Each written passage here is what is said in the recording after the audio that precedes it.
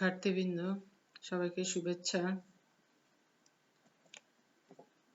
Mir Abdul Karim college আয়োজিত অর্থনীতি online ক্লাসে একাদশ ও দ্বাদশ শ্রেণীর শিক্ষার্থীদের স্বাগতম জানাচ্ছি।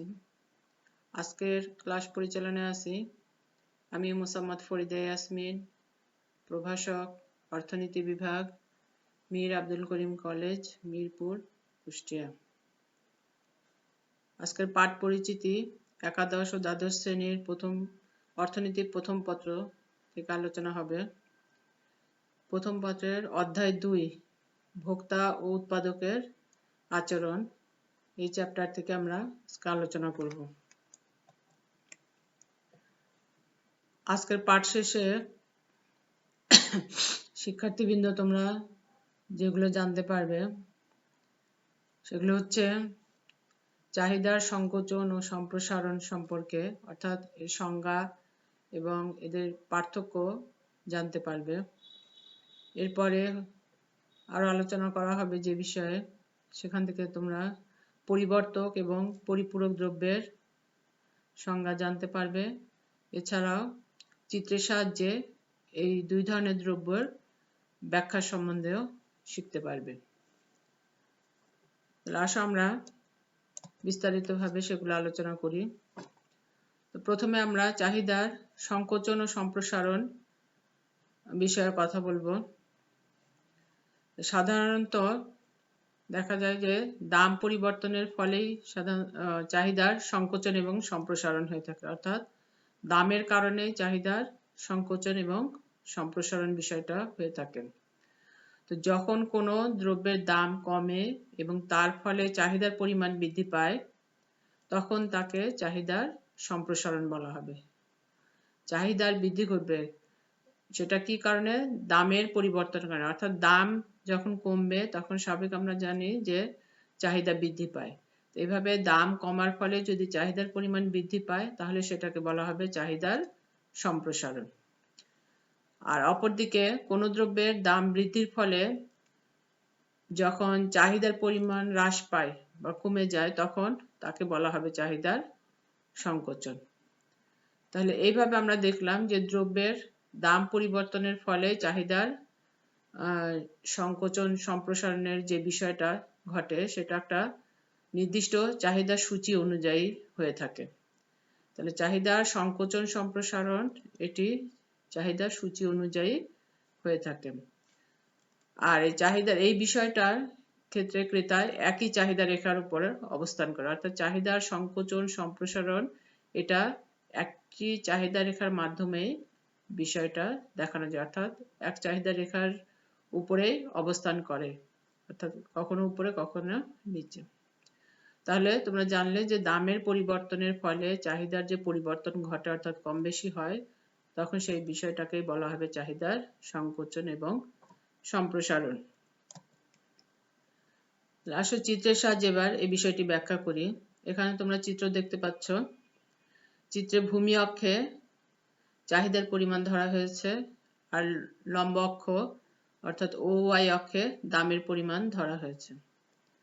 এখানে দেখো দাম যখন AP তখন চাহিদার পরিমাণ হচ্ছে OA, আবার দাম কমে যখন BR হলো তখন চাহিদা বেড়ে OB হয়েছে, আগে ছিল OA এখন OB। এভাবে দাম যখন আরো কমে গেল CS তখন চাহিদার পরিমাণ কিন্তু বেড়ে গেল OC পরিমাণ, চাহিদা হলো OC। আবার দাম যখন DT তখন চাহিদা হচ্ছে OD। অনুরূপভাবে দাম যখন UU তখন চাহিদার পরিমাণ OU। এখানে আমি ইউ দিয়েছি, তোমরা ইও দিতে পারো, যে কোনো অক্ষর ইউজ করা যাবে। তাহলে দাম যখন UU তখন এখানে চাহিদার পরিমাণ OU। তাহলে এভাবে আমরা দেখতে পাচ্ছি দাম যত কমে যাচ্ছে আস্তে আস্তে চাহিদার পরিমাণ কিন্তু বেড়ে যাচ্ছে। তাহলে এই যে দাম কমার ফলে চাহিদার পরিমাণ যে বেড়ে যাচ্ছে এটাকে বলা হবে চাহিদার সম্প্রসারণ।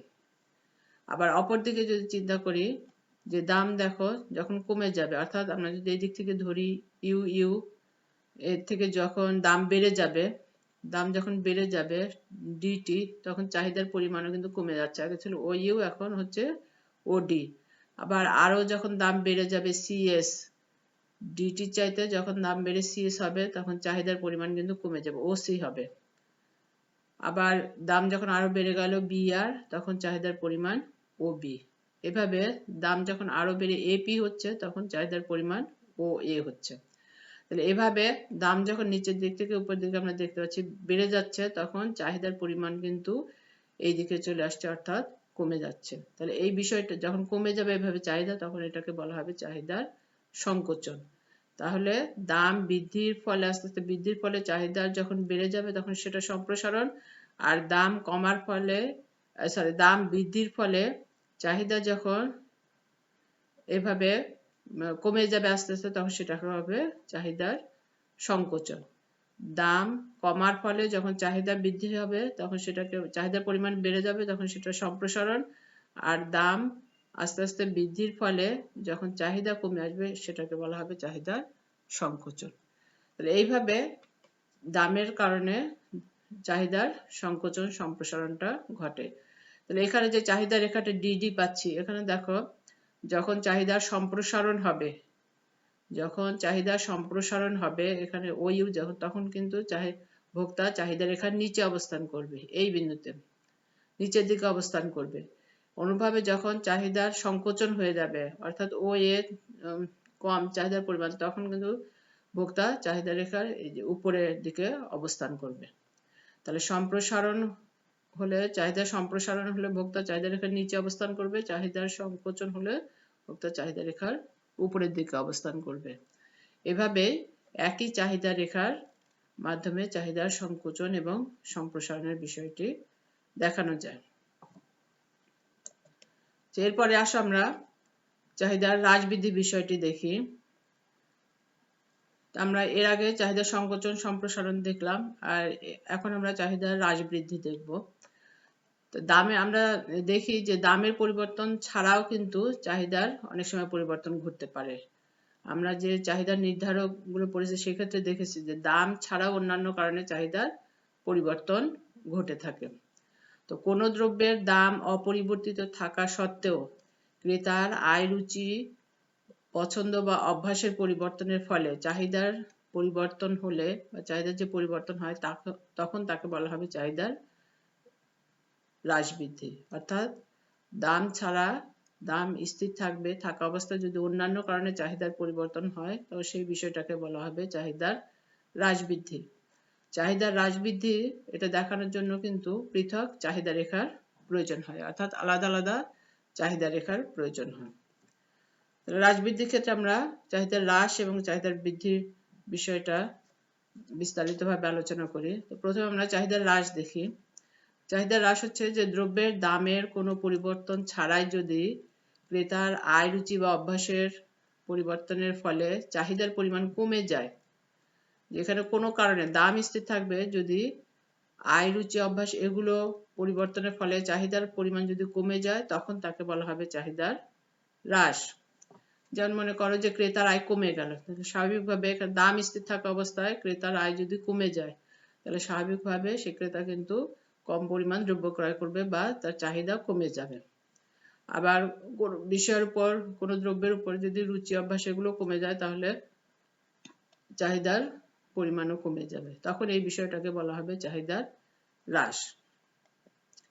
আচ্ছা, আমরা চিত্রের সাহায্যে দেখি চাহিদার হ্রাস বিষয়টা। এখানে চিত্রটা খেয়াল করো। চিত্রে ভূমি অক্ষে অর্থাৎ ও এক্স অক্ষে চাহিদার পরিমাণ দেখানো হয়েছে, আর লম্ব অক্ষ অর্থাৎ ও ওয়াই অক্ষে দ্রব্যের দাম দেখানো হয়েছে।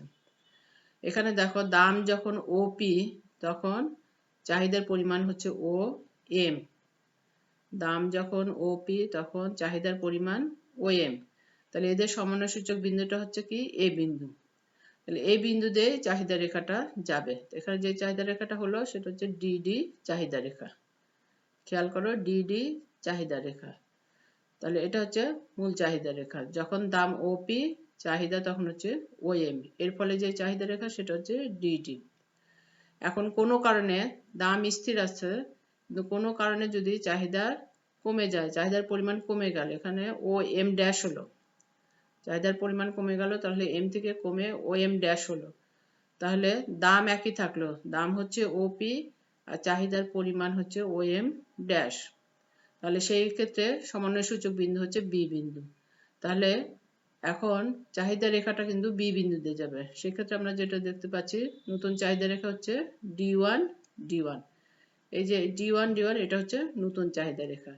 তাহলে চাহিদা যখন হ্রাস ঘটে গেল তখন কিন্তু চাহিদা রেখার এই মূল চাহিদা রেখায় নেই, ডিডি রেখার উপর নেই, তখন নতুন চাহিদা রেখা হয়েছে, এবং সেটা কেমন চিত্রে খেয়াল করো যে চাহিদা হ্রাস হলে তখন চাহিদা রেখার নিচের দিকে অবস্থান করবে, মূল চাহিদা রেখার নিচে অবস্থান করছে, যেটা D1 D1 দেখা হচ্ছে।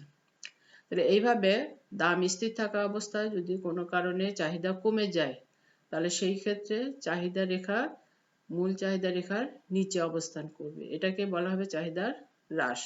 তাহলে চাহিদা হ্রাস হলে চাহিদা রেখা নতুন চাহিদা রেখা মূল চাহিদা রেখার নিচে বা বাম দিকে অবস্থান করবে বা স্থানান্তরিত হবে, তাহলে এই বিষয়টাকে বলা হচ্ছে চাহিদার হ্রাস। এরপর আমরা চাহিদার বৃদ্ধি দেখি, যে বৃদ্ধি কখন হয় বা কাকে বলে, যে দাম অপরিবর্তিত থেকে যদি ক্রেতার আয় বৃদ্ধি পায় তাহলে সেক্ষেত্রে সে কি করবে, একই দামে বেশি পরিমাণ দ্রব্য ক্রয় করবে। যে কোনো কারণে যদি ক্রেতার আয় বেড়ে যায় তাহলে স্বাভাবিকভাবে তার কিন্তু চাহিদাও বেড়ে যাবে, অর্থাৎ সে বেশি পরিমাণে ক্রয় করবে। এভাবে দামের কোনো পরিবর্তন ছাড়াই যদি চাহিদার পরিমাণ বৃদ্ধি পায় তাহলে সেটাকে বলা হবে চাহিদার বৃদ্ধি। দাম স্থির থেকে কোনো কারণে যদি চাহিদা বেড়ে যায় তাহলে সেটাকে বলা হবে চাহিদার বৃদ্ধি। তো এটা আমরা চিত্রের সাহায্যে এটা ব্যাখ্যা করতে পারি। খেয়াল করো চিত্রটা, চিত্রে নিচে ভূমি অক্ষে চাহিদার পরিমাণ আর লম্ব অক্ষে দামের পরিমাণ ধরা হয়েছে।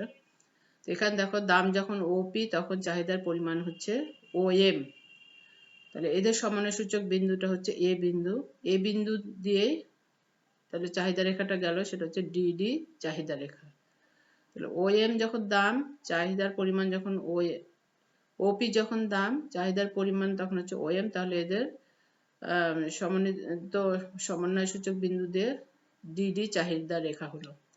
এখন দেখো যে দাম স্থির আছে, দামটা পরিবর্তন হয়নি, কিন্তু কোনো কারণে ওই ব্যক্তির বা ভোক্তার চাহিদার পরিমাণ বেড়ে গেছে, যে অন্যান্য যে কারণগুলো আছে এর আগে আমরা যেটা বললাম যে দাম ছাড়া অন্যান্য কারণে চাহিদা পরিবর্তন হতে পারে, ভোক্তার আয় রুচি অভ্যাস এগুলোর পরিবর্তন হলে চাহিদার পরিবর্তন হবে। তো এখানে যদি মনে করো কোনো কারণে ভোক্তার আয় বেড়ে যায় তাহলে তার স্বাভাবিকভাবে চাহিদাও বেড়ে গেছে, তাহলে দাম ওপি এখন চাহিদার পরিমাণ হচ্ছে ও এম ওয়ান, যেটা সমন্বয় সূচক বি বিন্দু। এখন বি বিন্দু দিয়ে তাহলে নতুন চাহিদার রেখাটা হবে, সেটা হচ্ছে D1 D1। তাহলে এইভাবে এটা হচ্ছে চাহিদার বৃদ্ধি ঘটলো, এখানে চাহিদা আগে ছিল এম, পরে M1 হয়েছে, এ কারণে চাহিদার রেখাটাও কিন্তু পরিবর্তন হয়ে গেল বা স্থানান্তরিত হলো। আগে ছিল ডিডি রেখা, সেটা পরিবর্তন হয়ে দেখো মূল চাহিদা রেখার উপরে বা ডান দিকে স্থানান্তরিত হচ্ছে, সেটা হচ্ছে D1 D1। তাহলে এই বিষয়টা হচ্ছে চাহিদার বৃদ্ধি। তাহলে মনে রাখবে চাহিদা হ্রাস হলে মূল চাহিদা রেখার নিচে অবস্থান স্থানান্তরিত হবে, আর চাহিদার বৃদ্ধি হলে মূল চাহিদা রেখার উপরে নতুন চাহিদা রেখা হবে বা স্থানান্তরিত হবে। এটা হচ্ছে চাহিদার বৃদ্ধি। তাহলে আমরা চাহিদা হ্রাস এবং চাহিদার বৃদ্ধির বিষয়টা ভালোভাবে জানতে পারলাম। এখন আমরা এই বিষয়টার পার্থক্য দেখব, অর্থাৎ চাহিদার সংকোচন সম্প্রসারণ এবং চাহিদার হ্রাস বৃদ্ধির মধ্যে কিছু পার্থক্য আছে। আমরা যে আলোচনা করলাম এখান থেকে তোমরাও এই পার্থক্য কিন্তু সহজেই উপলব্ধি করতে পারছো, সেগুলো আমরা আলোচনা করি যে এর মধ্যে কিছু কিছু কিছু পার্থক্য দেখা যায়। তাহলে আমরা দেখি যে চাহিদা সংকোচন সম্প্রসারণের ক্ষেত্রে আমরা সংজ্ঞার ক্ষেত্রে যেটা দেখেছিলাম যে দ্রব্যের দামের পরিবর্তনের ফলে চাহিদার যে পরিবর্তন হচ্ছে তাকে বলা হচ্ছে চাহিদার সংকোচন সম্প্রসারণ। আর অপরদিকে তোমার দ্রব্যের দাম স্থির থেকে অন্যান্য কারণে যদি চাহিদার পরিবর্তন হয় তখন সেটাকে বলা হচ্ছে চাহিদার হ্রাস বৃদ্ধি। এরপরে আরেকটা আমরা যেটা দেখতে পেলাম পার্থক্য, যে চাহিদা সংকোচন সম্প্রসারণের মূল উপাদান হলো দাম, অর্থাৎ দামের কারণে চাহিদার সংকোচন সম্প্রসারণের বিষয়টি হচ্ছে। আর অপরদিকে চাহিদা হ্রাস বৃদ্ধির ক্ষেত্রে দেখো যে দাম স্থির থেকে অন্যান্য উপাদান, যেমন সেগুলো কি হতে পারে, ভোক্তার আয়, রুচি, পছন্দ, এগুলোর পরিবর্তনের ফলে কিন্তু চাহিদার হ্রাস বৃদ্ধি ঘটে থাকে। তাহলে চাহিদা সংকোচন সম্প্রসারণের ক্ষেত্রে মূল উপাদান হলো দাম, আর হ্রাস বৃদ্ধির ক্ষেত্রে উপাদানগুলো যেমন ভোক্তার আয়, রুচি, পছন্দ এগুলোর কারণে হয়ে থাকে। সেক্ষেত্রে দাম কিন্তু স্থির থাকে, দাম দ্বারা এখানে প্রভাবিত হয় না। এরপরে দেখো যে চাহিদা সংকোচন সম্প্রসারণের ক্ষেত্রে চাহিদা বিধির প্রয়োগ ঘটে। আমরা যেটা দেখতে পেলাম যে চাহিদা বিধি যেটা আছে সেটা কিন্তু চাহিদা সংকোচন সম্প্রসারণের ক্ষেত্রে এর প্রভাব পড়ে। আমরা জানি চাহিদা বিধি কি? চাহিদা বিধি হচ্ছে যে দ্রব্যের দাম কমলে চাহিদা বাড়বে, আর দাম বাড়লে চাহিদা কমবে, সেটাই কিন্তু চাহিদার সংকোচন সম্প্রসারণের ক্ষেত্রে হয়ে থাকে। আর অপরদিকে হ্রাস বৃদ্ধির ক্ষেত্রে কিন্তু এভাবে চাহিদা বৃদ্ধির কোনো প্রয়োগ ঘটে না, কারণ আমরা এখানে দেখি দামটা স্থির থাকে। দামটা স্থির থাকে এই জন্য চাহিদা বৃদ্ধি সাধারণত যেটা হয়ে থাকে দামের কারণে চাহিদা পড়ে, সেটা কিন্তু চাহিদা হ্রাস বৃদ্ধির ক্ষেত্রে দেখা যায় না। এরপর আমরা আসো যে চাহিদা রেখার পরিবর্তনের মধ্যেও আমরা পার্থক্য দেখতে পাই দুটো ক্ষেত্রে। যেমন চাহিদা সংকোচন সম্প্রসারণের ক্ষেত্রে চাহিদা রেখাটা কেমন হচ্ছে, মানে একটা চাহিদা রেখায় থাকছে এবং সেখানে যখন চাহিদা সংকোচন হচ্ছে তখন ভোক্তা বা ক্রেতা মূল চাহিদা রেখার উপরের দিকে অবস্থান করছে, আর যখন চাহিদার সংকোচন সম্প্রসারণ হচ্ছে তখন সে চাহিদা রেখার নিচের দিকে অবস্থান করছে। কিন্তু এই বিষয়টা একটা চাহিদা রেখার মাধ্যমে দেখানো সম্ভব হচ্ছে। আর এদিকে খেয়াল করো, এদিকে চাহিদা হ্রাস বৃদ্ধির ক্ষেত্রে কিন্তু আলাদা আলাদা চাহিদা রেখার প্রয়োজন পড়ে। তোমরা এর আগেও দেখলে চাহিদা হ্রাস বৃদ্ধির যে চিত্র আমরা দেখেছি, এখানে আমরা চিত্র একটা, কিন্তু এখানে তিনটা চাহিদা রেখা আমরা এখানে উপস্থাপন করেছি, একসাথে দেখানো যাচ্ছে।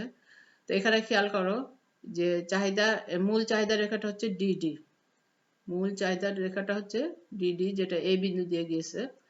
এখন যখন চাহিদার বৃদ্ধি হলে কি হয়, চাহিদার বৃদ্ধি হলে চাহিদা রেখা কোথায় যায়, মূল চাহিদা রেখার উপরের দিকে যায় বা ডান দিকে স্থানান্তরিত হয়। এখানেও দেখো সেটা হচ্ছে D1 D1, যেটা নীল রঙের রেখা দিয়ে বোঝানো হয়েছে। তাহলে চাহিদার বৃদ্ধি ঘটলে সেটা ডান দিকে যাচ্ছে, অর্থাৎ এখানে কিন্তু আর ওই চাহিদা রেখায় থাকছে না, এটা নতুন চাহিদা রেখা হচ্ছে। আবার অনুরূপভাবে অপরদিকে দেখো যখন চাহিদার হ্রাস ঘটবে তখন সেটা কিন্তু মূল চাহিদা রেখার নিচে অবস্থান করবে, যেটা D2 D2। এখানে সি বিন্দু দিয়ে গিয়েছে রেখাটা, চাহিদা রেখাটা। এভাবে যেটা হচ্ছে অন্য লাল রঙের কালি দিয়ে দেখানো হচ্ছে, লাল অর্থাৎ ম্যাজেন্টা কালার। তাহলে এখানে দুইটা কালারের চিত্র দিয়ে বোঝা যাচ্ছে যে চাহিদা রেখাটা কিন্তু একটা রেখার মাধ্যমে দেখানো যাচ্ছে না। তাহলে এইভাবে চাহিদা রেখার পরিবর্তন দেখা যায়, যে সংকোচন সম্প্রসারণের ক্ষেত্রে একটা রেখার মাধ্যমেই দেখানো যায়, আর চাহিদার হ্রাস বৃদ্ধির ক্ষেত্রে আলাদা চাহিদা রেখার প্রয়োজন হয়।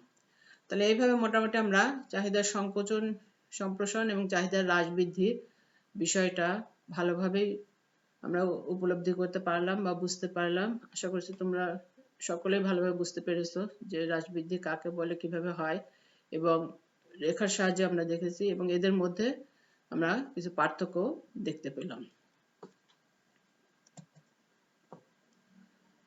তো বন্ধুরা, এবার আমরা একটু অন্য বিষয়ে যাই। এখানে তোমরা দেখতে পাচ্ছ পরিবর্তক দ্রব্য এবং পরিপূরক দ্রব্য।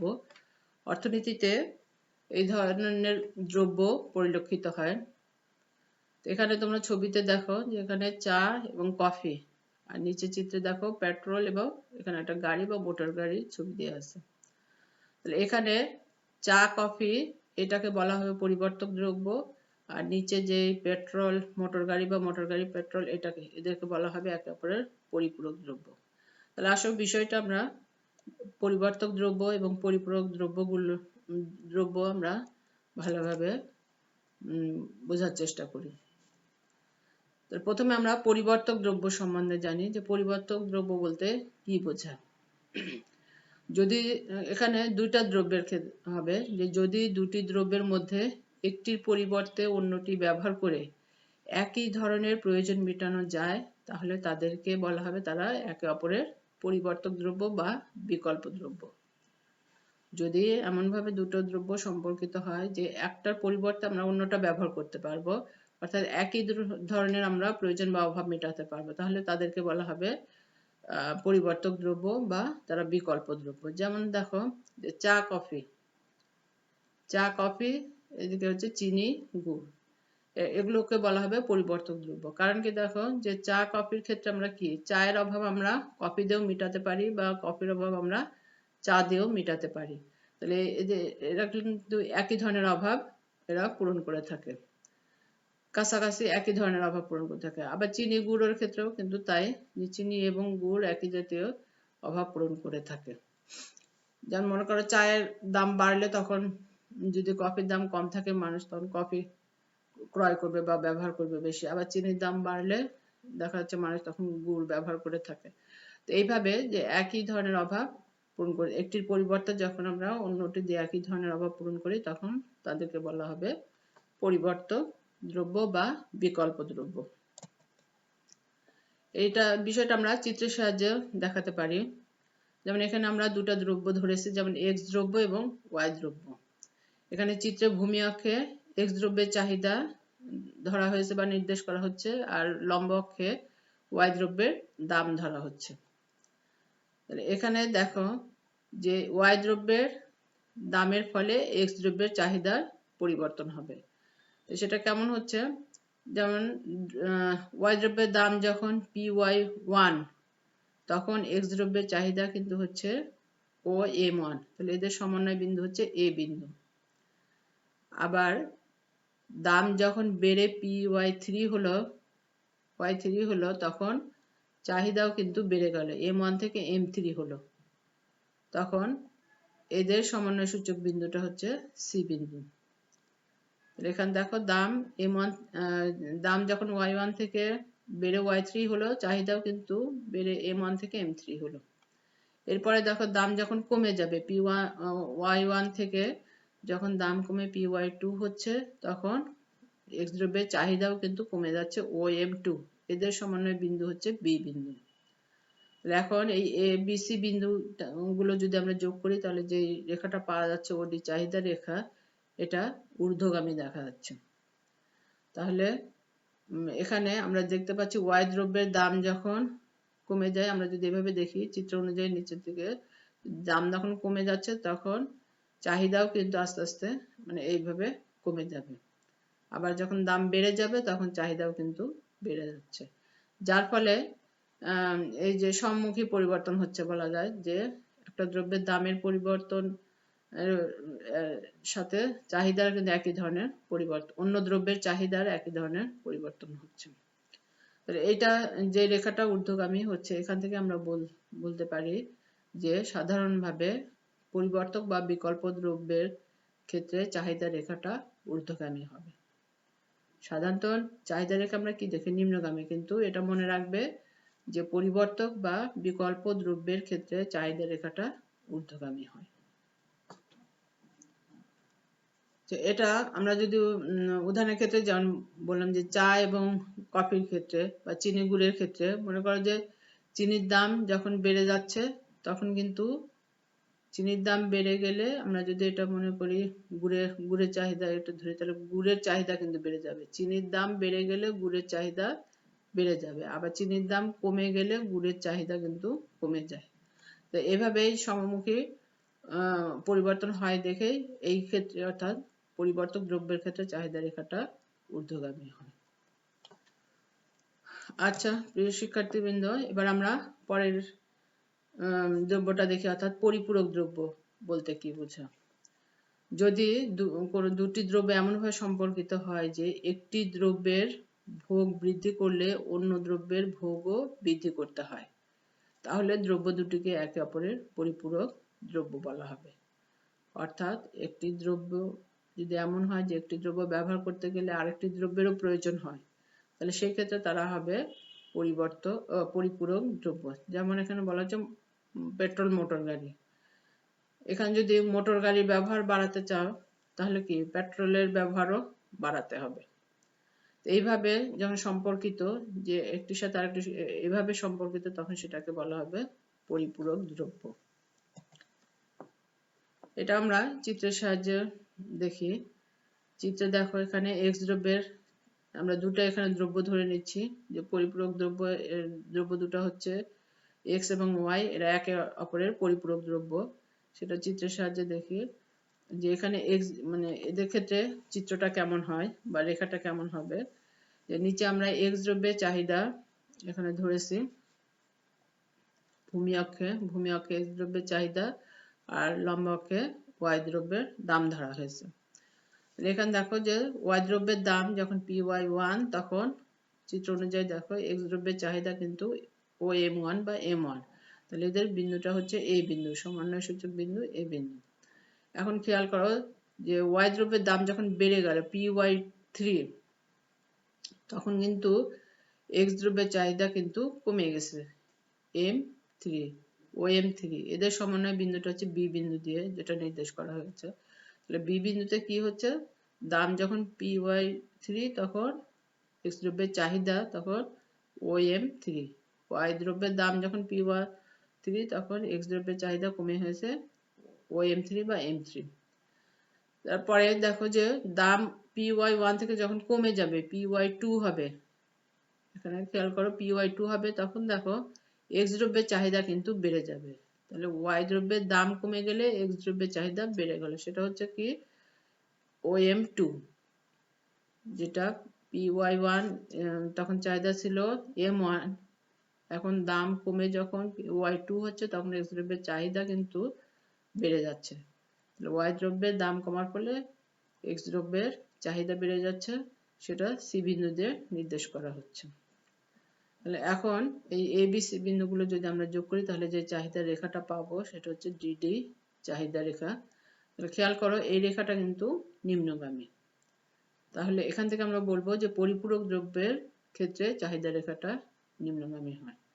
তাহলে এখানে দেখো এক্স এবং ওয়াই দ্রব্য দুটো এমনভাবে সম্পর্কিত যে পরিপূরক দ্রব্য বলা হচ্ছে, যে একটা দ্রব্যের দাম বৃদ্ধির ফলে অন্য দ্রব্যের চাহিদা কমে যাবে, বা একটা দ্রব্যের দাম হ্রাসের ফলে অন্য দ্রব্যের চাহিদাটা বেড়ে যাবে, যেটা আমরা চিত্রে এক্স এবং ওয়াই দ্রব্যের ক্ষেত্রে দেখছি। তাহলে এই এক্স এবং ওয়াই দ্রব্যকে পরিপূরক দ্রব্য বলা হচ্ছে এবং এদের চাহিদা রেখাটা কি হবে, নিম্নগামী। তাহলে বন্ধুরা মনে রাখবে যে পরিবর্তক দ্রব্যের ক্ষেত্রে চাহিদা রেখাটা ঊর্ধ্বগামী হয়, আর পরিপূরক দ্রব্যের ক্ষেত্রে চাহিদা রেখাটা নিম্নগামী হবে।